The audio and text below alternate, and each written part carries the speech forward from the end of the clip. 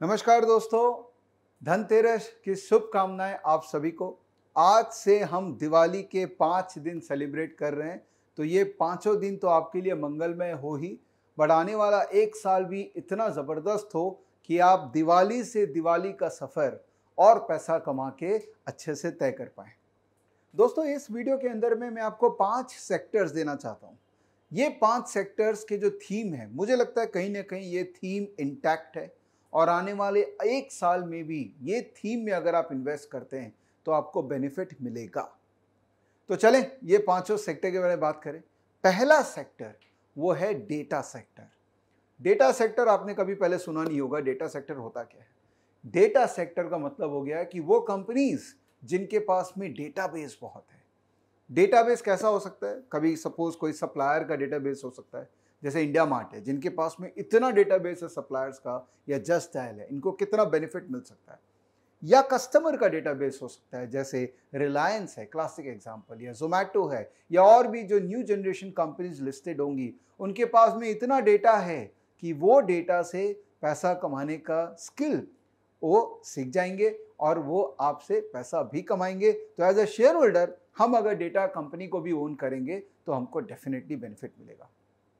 दूसरा, जब हम डेटा की बात करते हैं तो कोविड ने हमको टेक्नोलॉजी को अडेप्ट करना भी सिखा दिया है। तो डेटा के बियॉन्ड टेक्नोलॉजी स्टॉक्स जो कंटिन्यूस बेसिस पे नए टेक्नोलॉजी को डेवलप कर रहे हैं, जो सर्विस प्रोवाइड कर रहे हैं, इनके अंदर में जो ग्रोथ दिखा है आने वाले एक साल में दोस्तों 100% ये ग्रोथ कंटिन्यू रहेगा।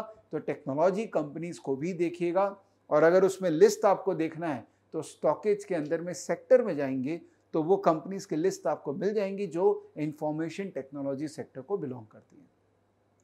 तीसरा, कोविड ने हमको ये सिखा दिया है कि अब हमको बड़े बड़े घर चाहिए, शायद हमको एक्सपैंड भी करना है, और कोविड के कारण ब्याज दर जो है होम लोन का वो हो गया 6%। तो रियल एस्टेट, जिसको मैं काफ़ी दिन से बोल रहा हूँ कि रियल एस्टेट सेक्टर अच्छा है और अच्छा ही रहेगा और आने वाले एक साल में मुझे नहीं लगता वहाँ कोई तकलीफ है। तो real estate, home building, home deco, ये जो पूरा सेगमेंट है, जो अलग अलग सेक्टर्स हैं, बट ये पूरे सेगमेंट के अंदर में बुलिश इंटेंट रहेगा, तो आप इन पे भी ध्यान दीजिए। तो पहला डेटा, दूसरा टेक्नोलॉजी, तीसरा real estate and home building segment. चौथा, अब ये सारा कुछ होगा तो ये होने के लिए पैसे तो चाहिए। तो फिनेंस किसी भी इकोनॉमी का दिल है, और अगर फिनेंशियल सेक्टर चक्री नहीं चलाएगा तो इकोनॉमी चक्री नहीं चलती है।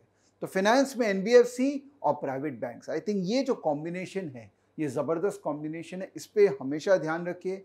स्पेशलाइज एनबीएफसी पे ध्यान दीजिए, पर्टिकुलरली ये गोल्ड लोन और ये सब सप्लाई करने वाली जो कंपनीज है, इनका डेफिनेटली फ्यूचर बहुत अच्छा है।